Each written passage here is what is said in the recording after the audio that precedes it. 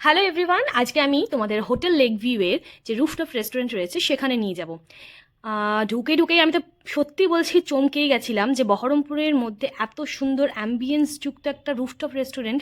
জানি না এর আগে বহরমপুরে হয়েছে কিনা, বাট সত্যি কথা বল বহরমপুরের মানুষদের জন্য এই রুফটপ রেস্টুরেন্ট একটা অন্যতম আকর্ষণ। তোমরা যারা এখনও যাওনি তারা নিশ্চয়ই যাও।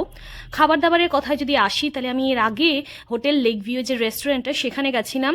তো সেটার খাবারের আমার খুব একটা এক্সপিরিয়েন্স ভালো না, বাট রুফটপ রেস্টুরেন্টে যখন গেলাম তখন কিন্তু খাবারের এক্সপিরিয়েন্স অনবদ্য। তো আমরা এখানে যে ওয়েটার রয়েছে তাদেরকে জিজ্ঞেস করে নিলাম আপনাদের এখানে বেস্ট আইটেম কোনটা হবে। তো ওরা বাটার গার্লিক প্রনটা ওরা প্রেফার করে, তো আমরা সেটাই অর্ডার করি।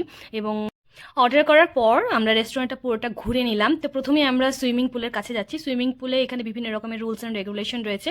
তোমরা যারা এখানে অ্যাক্সেস করেছো তারা নিশ্চয়ই জানো, এবং যারা জানো না তারা আসবে যখন এখানে এই বোর্ডটাতে দেখে নেবে।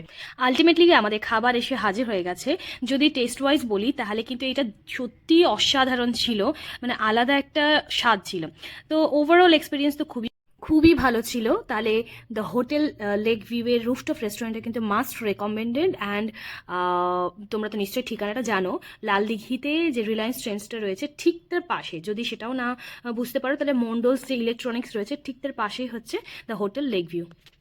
তাহলে সবাই ভালো থেকো, টাটা, বাই বাই।